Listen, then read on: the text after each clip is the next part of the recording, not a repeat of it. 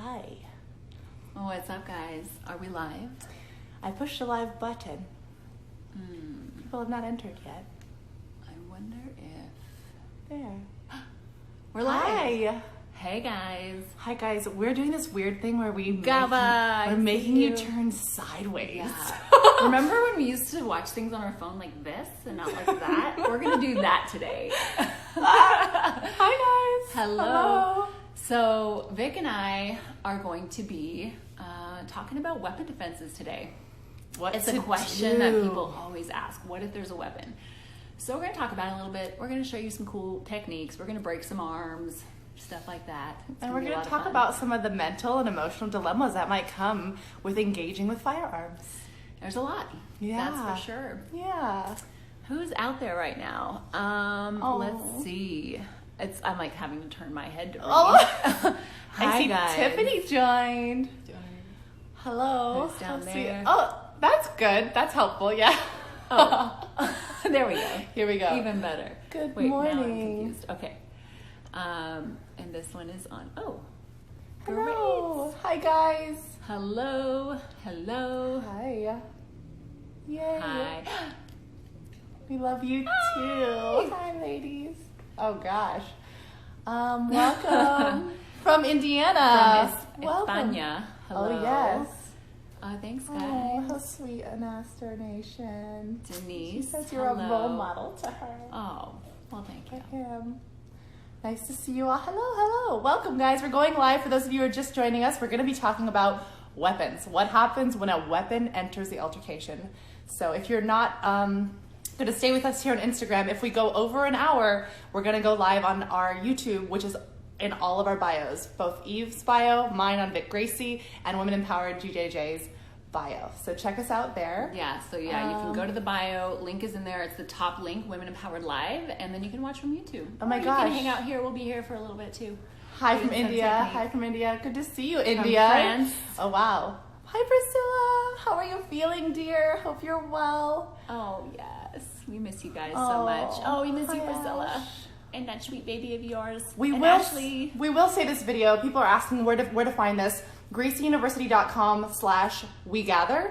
We'll have all of our videos from the weekly lives that we've been doing for the last 8 weeks. How long has quarantine been going on? It just got extended for us here in LA. How about you guys? Are you all still on lockdown? Hi from Arizona and from Lexington, South Carolina, and Mexico. Hola. Hi, guys. Awesome. That's so great. Hi. Okay, guys, we're going to go live. Germany. Oh, yeah. On YouTube. We're So here. We just wanted to say hi first. Yes. So glad you're joining us. Stay tuned. If you have a little free space, clear out the mat, clear out the coffee table, get a partner if you have one. If not, tune in anyways, and we're going to learn some weapon defenses. Mm-hmm. So, Alia, are we... Get us ready for YouTube? Good. You're live. We're live. Amazing. Live on YouTube. Live on Instagram. We see everybody. We're live everywhere. All right. Thank you for joining us. Welcome to Women Empowered Wednesdays, where we gather to talk about all things women empowered. Internal self-defense, external self-defense, and everything that combines. Mm-hmm. I'm Eve Gracie. This is Victoria Gracie. For those of you who are first joining us, most of you know who we are, but we're excited. Today is an interesting topic. It's one that comes up so much for us. So people always ask, every time we do a self-defense video, every time we demonstrate different techniques for different scenarios, the question always comes up, well, what if there's a weapon? And it's a good question, because the reality is that weapons are a part of our life, especially here in the United States. They exist, and people may use a weapon in terms of, especially when it comes to an assault, or anytime someone's trying to basically, harm us, a weapon could be part of the equation. Yeah, and we want to validate that in America, we've also normalized this idea of bad guys with weapons with a lot of movies. So a lot of the movies have almost upplayed this scary moment, and we try to think, how scary can we make it scarier, have them have a weapon chasing you in a dark alley by yourself. But we also want to bring some honesty and reality to the statistics. Sure. And those are that less than 1/3 of assaults, especially sexual assaults that are carried out against women, less than 1/3 of those are carried out with a weapon, a deadly weapon. So yes, it does happen. Yes, it can happen. Yes, it is scary. It is scary. Yes, it is a real threat. but it actually is not the most common way these assaults are carried out. So we just wanted to remind you of that. The other thing is that when it comes to weapons, the truth of the matter is, especially specifically firearms, if somebody were to walk in here right now and all they wanted to do was end my life, right? They could walk in here and they could pull a firearm and they could shoot it. And I would have no defense against that, unless I happen to have my firearm right next to me and I happen to pull it out faster, right? Yeah, one of the benefits of weapons is distance ability, that they can, from a faraway place, end our life. Yeah, so we're not going to focus so much on the self-defense of that aspect, right? Because that could hurt anyone, right? If someone were to pull a weapon and I don't have something to physically defend myself against in that exact scenario, in that exact time, then somebody can end your life. That's how they work, right? That's why they're so deadly and so effective.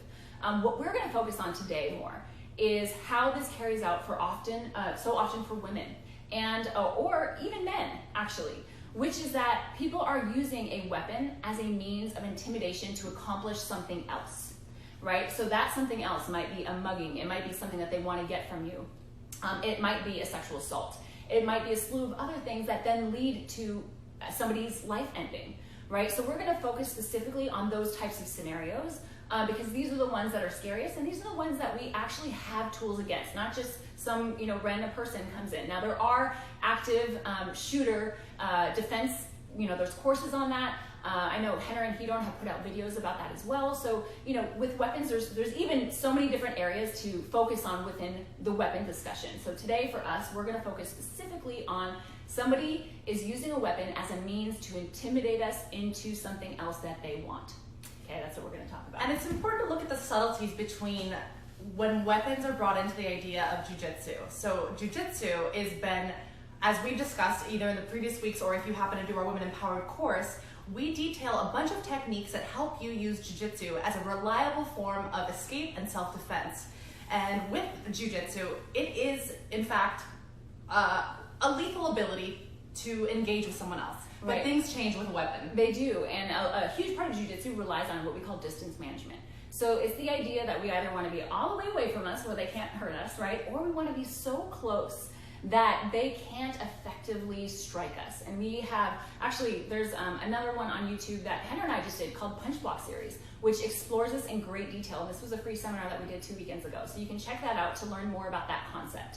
However, the truth is that when a weapon is brought into the equation, that all can change, right? I'm not going to want to pull somebody in close to me if I know that they have a weapon, right? So jiu-jitsu with a weapon, jiu-jitsu without a weapon, or self-defense with a weapon, self-defense without a weapon, those are two different things, and that's why we want to really focus on the differences there of what things we should take into consideration when a weapon is brought into the equation. So I think we should start with the first rule, okay? There's going to be 4 rules that we discussed today. The very first rule, and the most important one, and to be honest, the one that you are most likely, statistically, going to need. It's so important, you guys, and it's the hardest one, okay? But also the easiest one, in some ways, which is that if somebody uses a weapon to intimidate you into getting something from you, right? If they use a weapon and they are trying to take something material from you, it's your purse, it's your wallet, you're at an ATM, they want cash, it's your new iPhone 11 Pro, God forbid, okay? Whatever it is, something material, the easiest defense to that is to give them what they want.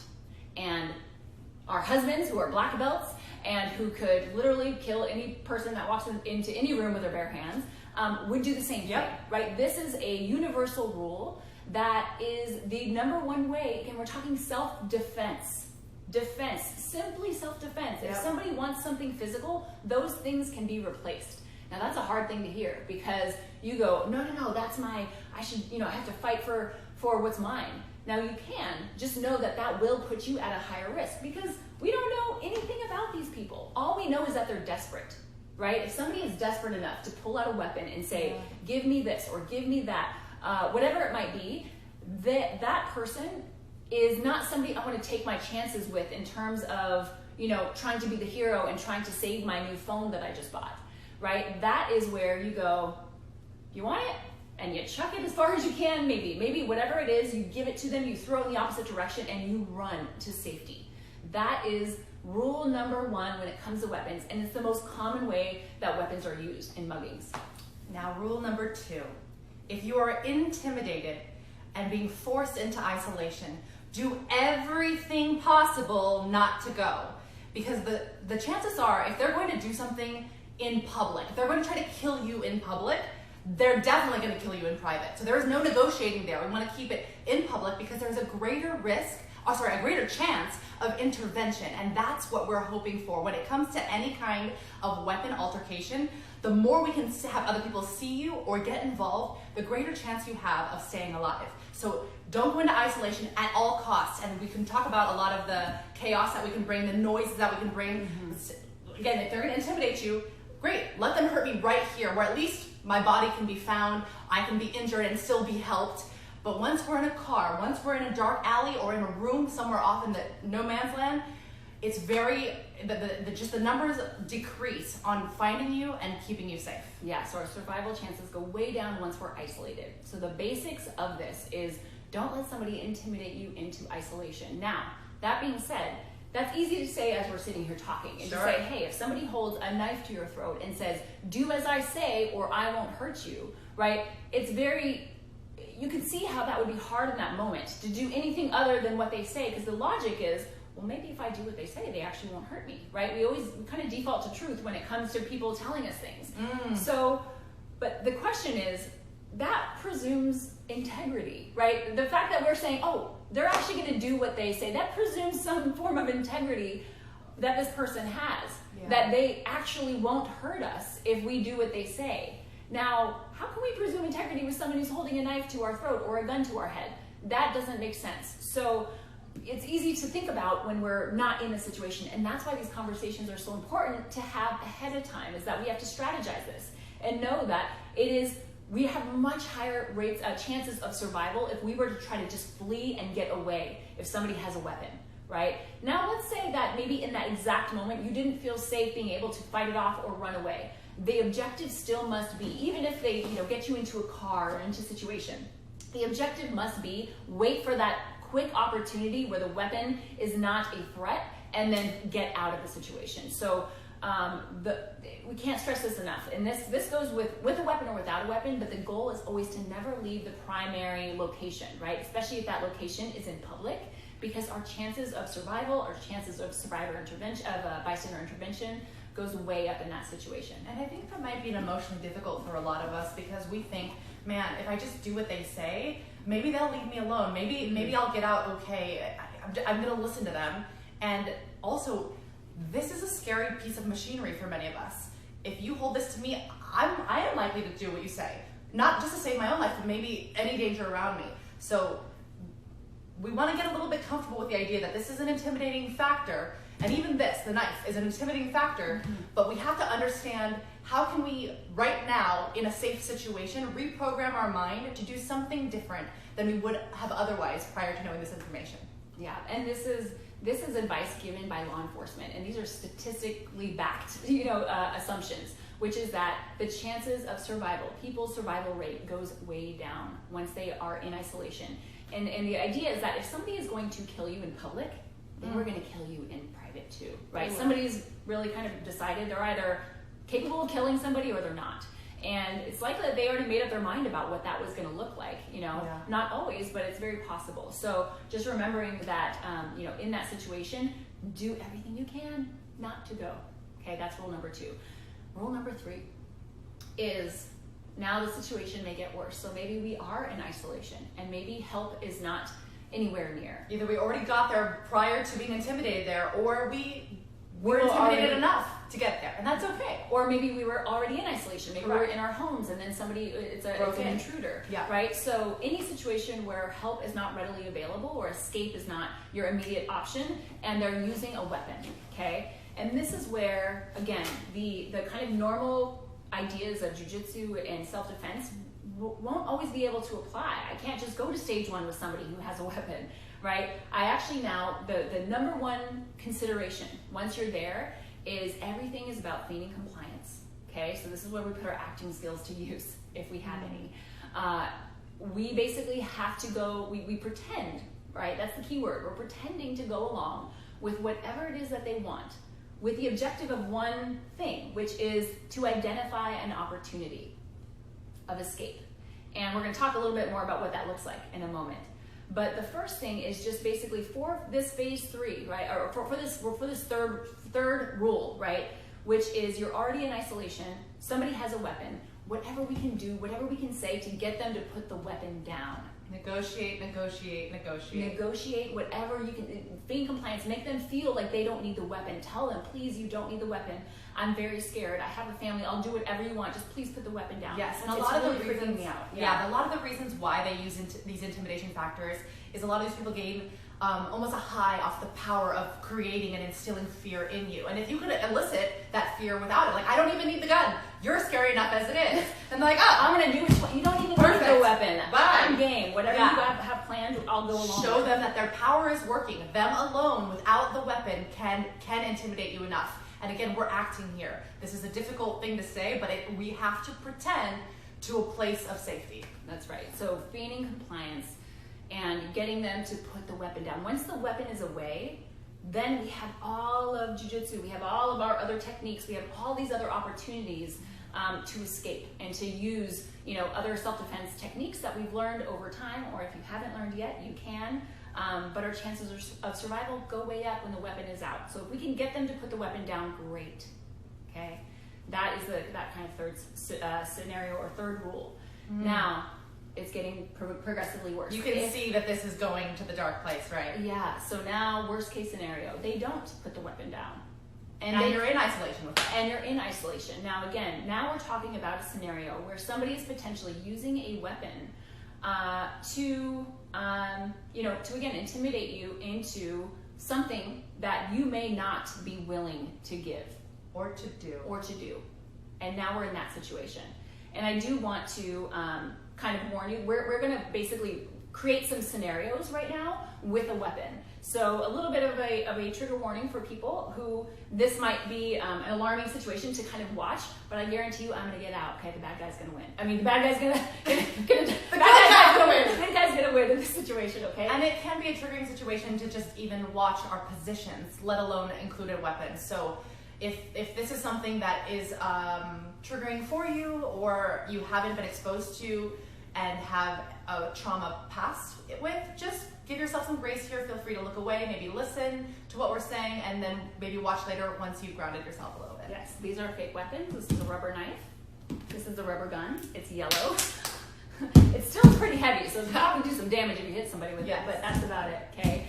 So we're going to demonstrate with these weapons. Basically, now we're in a situation where we are in isolation. We are not willing to give or do whatever it is that they have planned, and we want to break their arm and take the weapon and then use it against them. That's a safety. That's rule number 4. Okay, so let's take a look at that. So the scenario specifically that we're going to talk about is a position called the guard. We'll start with the knife here. Perfect. So a position called the guard, which basically means that I'm on my back, and the bad guy is basically in between my legs here. This is called the guard position, okay? Now, for most women, this seems like worst case scenario, right? Especially in a sexual assault situation. However, in jiu-jitsu, this is actually a very powerful position because I have all kinds of tools that I can use with my arm, my hands, and my legs, and we're gonna see what that might look like. So we're gonna start with a situation where, assuming that now the knife is in my throat. Okay? This is a threat position where a bad guy is only using this as a threat here. And we don't know whether they'll go forward with this or not. So she has to learn how to protect her neck and move forward with the defense. So first, I'm going to feign compliance. Please put the weapon down. You don't need it. I'll do whatever you want. I have a family at home. I'm very scared. Please. And then we all here. Okay, so I break the arm, drop the weapon. Here. And now I can use it. Stab, stab, stab. And the arm is broken. She's back. I get up in base with the weapon in hand.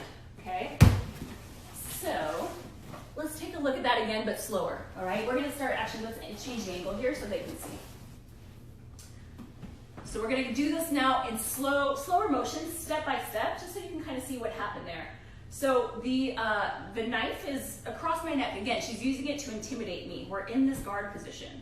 Basically what I'm going to do is I want to get this blade. The first thing I want to do is get it away from my neck. So I do that with a cross grip, pulling it here. Okay, so that's the first element of this. Cross grip, I'm gonna brace her shoulder here, foot goes on her hip, and now watch the angle I create as I bite high in her armpit. The leg comes around, and now look at where the weapon is, right? It's away from my face, and what's happening here is that by pulling my heels down and lifting my hips up, I can break her elbow. She's isolating my arm on this side and using her hips to hyperextend right here on my elbow. So basically, if I wasn't pinning it to my chest, it would look like this. Okay, so I'd be doing that with my hips, but I'd be holding her wrist to my chest, which would hyperextend the elbow here. And she uses this to force me to drop the weapon while still pushing through my elbow. So I have control of her here, and I would break the arm no matter what. But if they don't, for some reason, drop the weapon, you can remind them, drop the weapon, and they go here. Now, I'm gonna take my top arm. So I have a stronger control over this arm. You don't wanna let this go. Right, so we still wanna control this here. So with the opposing arm, elbow tight to my rib, and now the other hand can come across, okay? And now from here, I can use the weapon against her, right? She opens up her knee to create an access point to my neck, and she uses the knife on my neck. Right here, okay? And now I can push her away, like I push my, just be careful of that fireplace behind you. Launch them into the fireplace, okay? Do that. And then here, go ahead and use it that way here. And now I can get up in base. Look, I get up here. The most important thing is what? Always bring the weapon with you, okay? Yes. Don't drop the weapon. If you've ever seen any scary movie ever, no, not to drop the weapon. Bring it with you. Okay? There's a lot we learned from scary movies, and that's what not to do. Never run upstairs when the scary guy comes in. Yes. And never leave the weapon there for them to re-engage with it and use it against you. Okay, so we're gonna. I showed you it with a knife. We're gonna show it with a gun too. It's the same position. Now, just to be clear, again, this is a very specific scenario where the hand is somewhere near my neck or throat or head, right? And it would be the same thing with a weapon, right? If the weapon is here, close to my neck, close to my head, then this is an option. It's called the arm lock, and we're gonna see it again, right? So I'm gonna do it slow again, but now it's the context of the weapon. Now the benefit of the firearm, in this situation, instead of grabbing her wrist, I can actually grab the barrel, right? So I can make sure that the line of sight is no longer aligned with my face. Now this would have to happen so quickly, right? Yes. Everything happens at once, but I'm gonna show you in a step-by-step so that we can kind of see this here. Yes, and one thing that's important to note here, as she does, the point is to deflect the barrel in case that it still might shoot. She's putting it to the side of her head so it doesn't go through her head. For the record as well, while we've never been in this position personally, we do know that shooting right here will cause some discombobulation because if it's still shot here, it will still be ringing in your ear and thus your head. So know that this can a little bit be jarring. So here, I can use I can take the barrel, right? First, deflect here. The foot goes on the hip, and now watch this angle as I bite her armpit. So I'm going to show you that. Look how her hips go up and bite high. So as I deflect the barrel, this comes in here, and then I get this angle, and then I bring the other leg around her neck. Yeah. Okay. And now again, the barrel is still out of reach, and I'm always focusing on the weapon here, right? That's the only focus. Breaking her arm, right? I break the arm, I can take the weapon here, and then after I can push her back, and now from here I can shoot, right? So now I'm in this position where I can now use the weapon safely. I have a distance. I don't want her to be too close to the weapon for too long from that position. So that's the difference between the knife and the gun, is that the knife I can use while she's in close quarters. With the gun or the firearm, I don't want to be in close quarters grappling with a firearm, right? So I want to get her back after I've broken her arm, of course, and then I can shrink out if I need to, get my hips out, and I'm here, right? So I can use it, and then worst case scenario, if the weapon jams or something else happens, let's say she comes back at me, right? I can be here, right? So now I'm blocking her hips. We call it stage 4, but she can't reach the firearm from here, right? So I can keep this out of range, and then there's other things I can do from here, right? I can upkick, I can keep her back, but the key thing is not allowing her to get a hold of this weapon again. Okay, so that is, and we're giving you kind of a quick breakdown of these techniques, but these are in much more detail on GracieUniversity.com, lesson number 18 in the Women Empowered program. So you can watch this over and over again. You can learn all the techniques, learn how to do this with a partner. We got you covered for that. So a lot of things that she briefed here, and again, goes into deep detail online, but one thing I wanted to mention here is that she gave a quick sequence of how the scenario could go. Honestly, it's an optimal, choreographed, here's how this would go down. It's very likely that with weapons or without weapons, there is a bit more struggle in between. It feels like it could go faster than a movie scene. And we're also not guaranteed when introducing this weapon that it won't get jammed, that you'll even know how to use it. And we'll talk about that in a few more moments. But before we do that, we want to talk about some of the ethical dilemmas that might come. Well, let's talk about the other technique first, and then we'll show you kind of two different scenarios, and then we'll just talk about other elements that come into play here. That we're going to teach you the technique, but there's other little things to consider when we're thinking about defending ourselves against weapons. So what we had originally showed you is when that weapon was in my neck, right? Now, but what if I'm chill? What if I'm just a bad guy who has a plan? But I'm sitting here and I want to intimidate her, but I'm not up on her neck. I'm just relaxed here. I'm talking to her. I'm trying to show my power with the weapon, but I'm not engaging with it to the point of attack yet. So look at the location of the weapon. It's down low, okay? It's just down low on the ground. She's got it ready to use if she, wanted to. It's just kind of there. We call it a little more of a subtle intimidation versus the overt intimidation. Exactly. So we're here, same thing. I'm going to try to negotiate. I'm going to try to feign compliance. Please put the weapon down. I'm very scared. I'll do whatever you want. I promise I'll do whatever you want. And we're it's called the Kimura technique, okay? So I break the arm first, break the arm, drop the weapon, and now from here I use the top arm, and stab, stab, stab, and now we're out. Okay, I can get up in base with the weapon in hand. Cool? Let's look at that again. It's called the Kimura technique. So what did you notice about both of these techniques? Two things, right? The focus is not the weapon. It's not that I'm going after the weapon. The focus is the arm that's controlling the weapon. The focus is the control on the bad guy, period.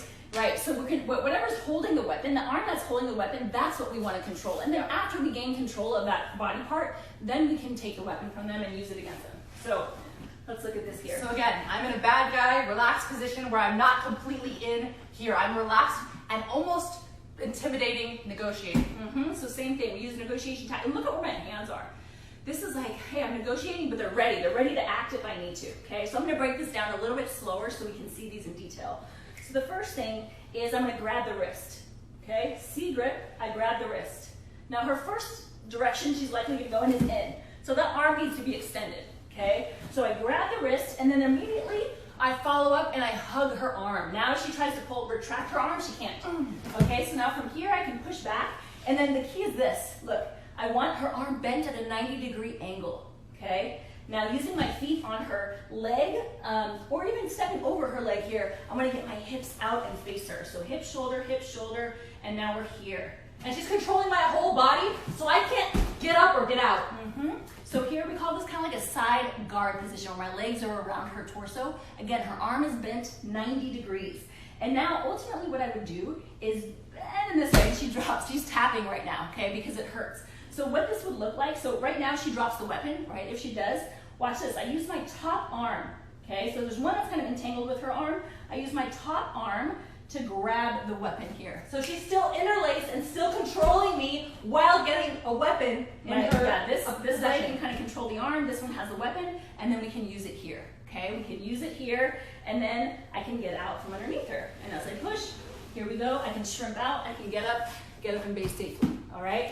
Now let's show that one more time. A couple more little details to see. Do you want to turn? Or no? Yeah, let's go this angle a little bit so you can see, and then we'll switch around so you can see the other side. So as look, I have a C grip here on the wrist, okay? And notice how I move my body away. I do that so that that arm is stiff. If it's bent, now it's arm strength versus arm strength, and I don't want to fight that battle, okay? So stiff arm, and then I sit right up, okay? I'm hugging the back of her arm. Look, it comes up and over, it swings through. Now I want you to notice, look, something. C grip, and then as soon as I come in, look, I switch to double monkey grips here. This is a really strong control on their wrist. And now from here, I push off of my feet, I lift my hips and I pull her on top of me, keeping this arm close to her back. Okay, 90 degrees. Again, I want her arm bent. And now using my foot, look, instead of out here, if I don't trap this leg, she could step back over and kind of go to the side mount or mount, and I would lose the position. So I want to keep this controlled here. So my foot's on the inside. Now watch as I angle my hips out, hips, shoulders. I want to face her slightly. Now let's turn everything around slightly just so they can see this angle. Okay, here we go. So now we're here, right? So here again, I've got my feet crossed around her torso. Now I'm gonna let go just so you guys can see, but this is the angle that I would be pulling at. Watch. Boom. That's the rip I would be doing on her shoulder right here. So it's a shoulder lock. And not only can it destroy the shoulder, it can actually even destroy the elbow as well. Boom, that's the angle. Okay, so that's what I'm doing to the arm. to make her let go, to cause excruciating pain, right? And to kind of negotiate this weapon, and right? to get the weapon back in your position. To get the weapon back in my position. So again, here, drop the weapon, right? If they don't, again, I can use this top leg, look, I control her top arm, and now the top hand comes in, grabs the weapon here. And now I can use it, okay? Stab, stab, stab. And now look, I step my foot off because assuming that the person has been taken care of, and now I can push off of their body, and I can get up in base here. Cool. So these are two techniques. One's called the arm lock from the guard. The other is called the kimura technique. Now these are both from the same kind of scenario, which is honestly worst case scenario. This is like the end of the road. They're using this as a means for intimidation. And we're at a point where we say, nope, no longer. Okay, I want to get this weapon back. I want to use it against you. But like Victoria mentioned earlier, there is there may be an ethical dilemma for some people. For others, maybe it's very black and white. But one thing that we want to address is that in these types of situations where it's life or death, right? What is shown is that whoever is more committed to survival is going to survive. Yeah. Okay? And what that might mean is whoever is more willing to do what it takes to survive will survive. And I think you kind of know what I mean. Meaning that whoever is willing, whatever it takes, meaning if I have to kill somebody else, if I have to end their life for me to survive, and that's what I have to do in that moment, I will do it. Wait a minute. Yeah. I already know what so many of you are thinking. And I say that because I think it as well. Never in my life did I think I want to kill someone, I want to use a firearm against someone, I want to stab someone to death. I don't wake up thinking that. I don't go to sleep thinking that. Nobody does. Nobody watching this thinks that. But I'm saying this because it is and it was an interesting battle for my mind and my heart connection and whatever thing you like to call your deity, your God, your universe. This is a very ethical dilemma for many people because it's not likely that you want to harm people. And yet here you are in a position where it's your life versus theirs. And I want to validate the idea that it might be difficult for you to look at a weapon and say, I'm going to use this against someone, whether or not you're trained in this, a knife. And this person is here with you, and you're so focused on getting to safety that you're like, I'm not going to stab them. I don't want to hurt anyone. I just want to be alive. I just want to be okay. But here's what I want you to consider. It might be a life versus life situation. It might be that if you don't take their life, you will not live. And that's why when we have this discussion, we're not telling you what to do, although we do have some opinions. Mm-hmm. What we're asking you to do is sit with yourself before it happens, before you're put into a position of high anxiety, high threat, high stakes, to sit with yourself and know, right now, if I had to choose my life or an attacker's life against me in an isolated situation where there's weapons involved, would I be willing to, and at what cost, and am I willing to learn how to do it to ensure my own safety, that I get back to my family or myself in time? And I think what's interesting about this is that sometimes, people may not identify as like, well, I'm not a fighter, or I could never do that if it came to that situation. But then you say, okay, imagine if, someone you love, right, is on the other side of that, or you had to do it to save somebody you love. What's so interesting is that women specifically, a lot of times they say, oh, I'll do whatever it takes to save my child. That's when you do this, right? So whatever kind of frame of thought you need to have in terms of when it comes to survival, it's not just about you. It's about the people that love you.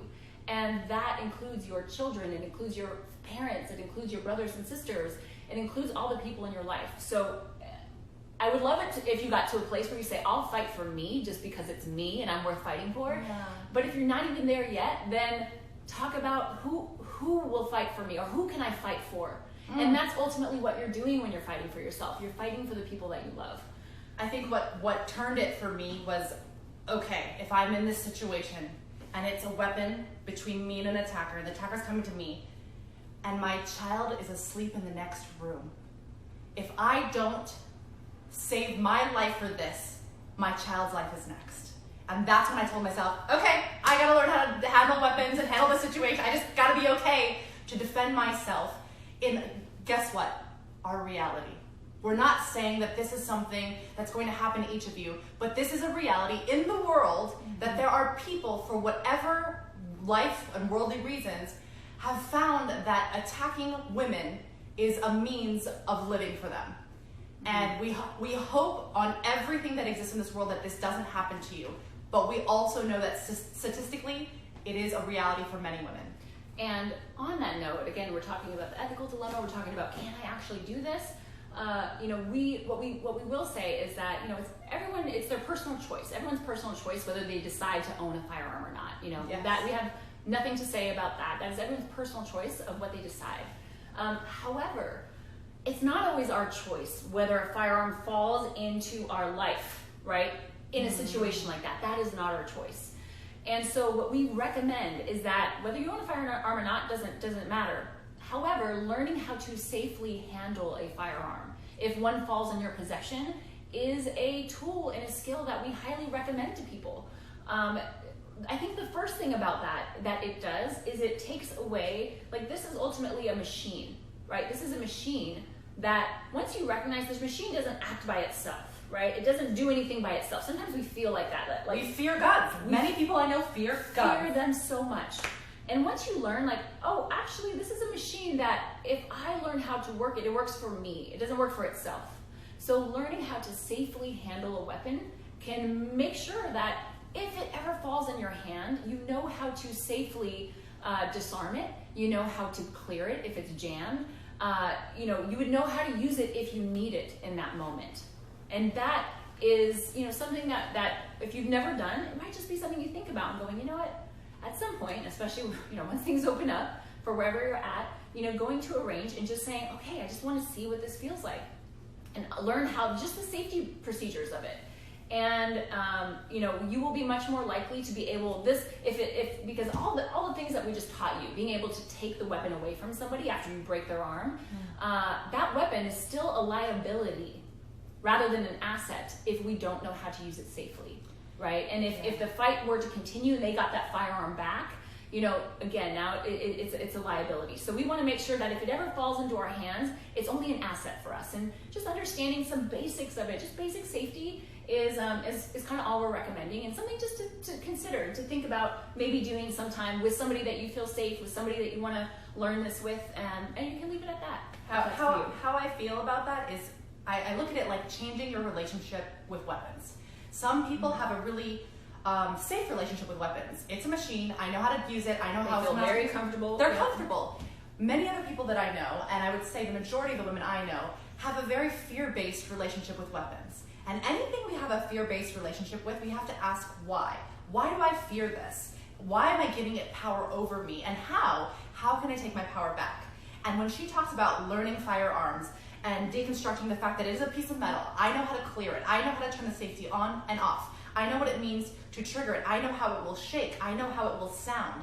All this practice and understanding of the weapon will help dissipate some of your fear in the relationship you have with weapons. Now, to be clear, we're not saying going out and start arming yourself with automatic rifles. We're saying understand the machine. We're saying understand how and what this is and how it can be used against you, and how to create a better relationship with anything that you fear. And that just goes with it, all fears, right? At some point you go, okay, I'm going to tackle that fear, that thing that scares me. I want to understand it better, and that's kind of what we're talking about right now. Now the other thing is of course, like we said, we cannot tell you what to do in any of these situations, and even those techniques that we discussed. There might be scenarios where someone chooses not to use those, or doesn't feel safe using them, or even if they fully understand the techniques and have practiced it hundreds of times. However, if somebody were to defend themselves using a weapon that they got control of, it's super important that somebody immediately, whoever was to use the weapon, reports it immediately. So to document everything and to make sure that you immediately call authorities, call the police, and let them know what happened, and cooperate with that. And it's just an important thing to consider about this, is that we often think that it would always be the case that it would be very obvious that a woman is defending herself against a man, and if she used it, it would be in self-defense.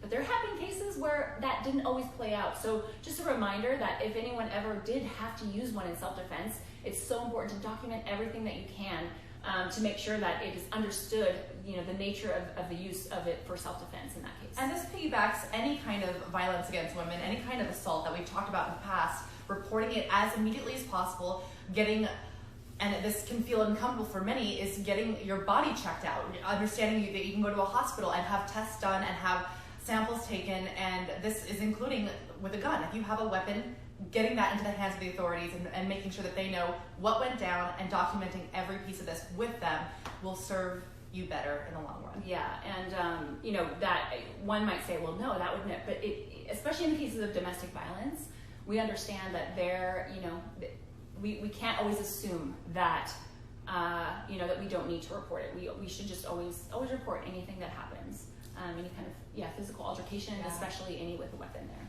So if you watched all of this, it's likely that you're like, but what about, and how about if, and what about if? A lot of the things that we've talked about this, we offer as continued training on GracieUniversity.com in the Women Empowered program. It happens to be lesson number 18. If you are following online, if you take the program at any one of our CTCs, this class is where we discuss it. And we love talking about this kind of stuff, and we're open to any questions and ideas. So if you want to message us on any of our social channels or ask us today, we are opening up a little bit of that right now. And if you want to continue training. Yeah, if you want to continue training, you can go to gracieschools.com. That's a list of all of our certified training centers, many of which offer this Women Empowered program. In person. And obviously many of them are temporarily, on lockdown, but many of them will be opening up hopefully soon. And if that's not an option for you, then going to GracieUniversity.com and learning from your home online with somebody that you trust and that you want to share that experience with. Yeah, we would definitely recommend that. Let's see, do we have any questions that came up that are worth?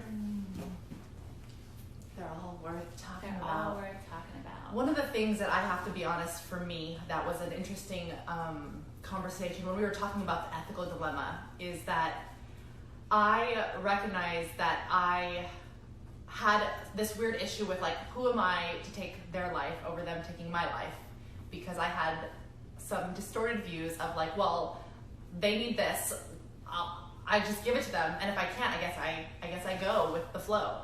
And sometimes that flow would end in my demise. And so there was some definite, like, sitting down and journaling that I go, why wouldn't I be willing to use a firearm? Why wouldn't I be willing to stab them back? Because I could never imagine stabbing another human. I could never imagine shooting another human. And the thought of doing that gave me a little bit of anxiety, actually a lot of it. And it was through training, it was through playing with the idea of, oh my gosh, I'm in this position. Oh my gosh, my arm is twisted. Oh my gosh, my child safety, my family's safety in a close proximity might be worth it for me to learn and know this stuff. And I want you to know now. I want you to know now whether or not you'd be willing to pull a trigger, whether or not you'd be willing to fight for your own life. Well, and that's why this is important, just to bring up a conversation before, a conversation with yourself, not even with somebody else, maybe with somebody else, but just really thinking about this. Because if we wait for the moment to find out how we're going to respond, then chances are we're going to kind of default to our defaults, whatever those are. For many, fight, flight, or freeze, and for many it might be freeze, and for many they might say, I might not be able to do that. So having this conversation, even visualizing it to a certain extent, obviously, that can be challenging for many, and you want to make sure that you're, like, mentally in a good place to do that. But doing some visualization of how something like this could actually happen, especially when you, in your visualization, disarm this person, can use it against them, and safely get up, it actually is very an empowering experience if you can do that. So, that is also a part of all of the kind of combative training that we do at Gracie University and with Women Empowered. Yeah, so just so that we can recap that rules of engagement real quick first, is if they want something from you, material or otherwise, let it go. Give it to them, let it go. Bye, have fun. Throw it to them. Throw it and then run in the other direction. Get it out. Okay. And just to be clear, that will be the hardest one of all of these. is you are going Holy to want punch. and this is not to say that it's not still a huge violation and that it's not still Oh, yeah. like a really hard thing to deal with. It's just like, oh, just give it to them. No, it would come with a lot of like, oh, someone just violated you and they took something from you and they did that in terms of intimidation. But what you shouldn't feel is, oh, I should have done this, or I should have just tried to grab the weapon, or I should have ran, or I should have. No, there's no shoulda, woulda there. This is safety first. Your life comes before anything material. So we can't stress that one enough. That's why it's rule number 1. That's why it's the first one we say. We want to emphasize it again. If they want something material, hand it over to them. Yep. And then if they're intimidating you into isolation, do not go. Do not go. And rule number 3 is if you are already in isolation and they're using a weapon to intimidate you into doing something, feign compliance and just try to negotiate the weapon out of the equation so that you have the rest of your self-defense or jiu-jitsu techniques available. And then number 4, if it's in there and we're doing it, break it and take too. it. Break the arm, So, take the weapon, yes, and let it get go. to safety. Do not go. Negotiate. Break it and take it. That's the summary. That's the wrap up today. Yep. Thank you guys for joining us. This is again a conversation that is it's worth the time. It's really important one to understand. Even just understanding those rules, and again, rule number 1 could save a lot of us from harm. And so we appreciate you guys joining us today on this conversation about weapon safety. We now have a landing page for you guys to go to, because a lot of people had said, hey, there's tons of these videos that we've done over the last few weeks, and more regarding women empowered, and people wanted to know where to find these other videos. So if you go to graceuniversity.com/wegather, WEGATHER, we gather, all of our videos and past videos that we've done in this style are there. So we encourage you to go check it out and check out some of the older videos if you guys have not yet. For those of my followers, if you're not following at Women Empowered GJJ yet, so there's more of this type of material of self-defense. Go follow us on Instagram. And if you know anyone who would benefit from this video, feel free to share it with them. And we cannot thank you guys enough for joining us here. We really enjoy sitting with you guys. We enjoy hearing all the conversations, your life's journey. We soak it all in, and we really ruminate on it. And we're like, how can we learn from this? We want to know your life stories, your experiences, and we gain so much information from sharing these things together. Every week we gather for the benefit of all of us as a whole. And we really are grateful that you join us, and we hope to see you again next week. bye. Enjoy your day. I'm going to push and Bye bye, guys. Bye bye. Goodbye. How do I do this again? Oh. Where did this one already stop? Nope, they didn't. End up here. End up. Oh, there we go. Got it. Bye, guys. Nailed it.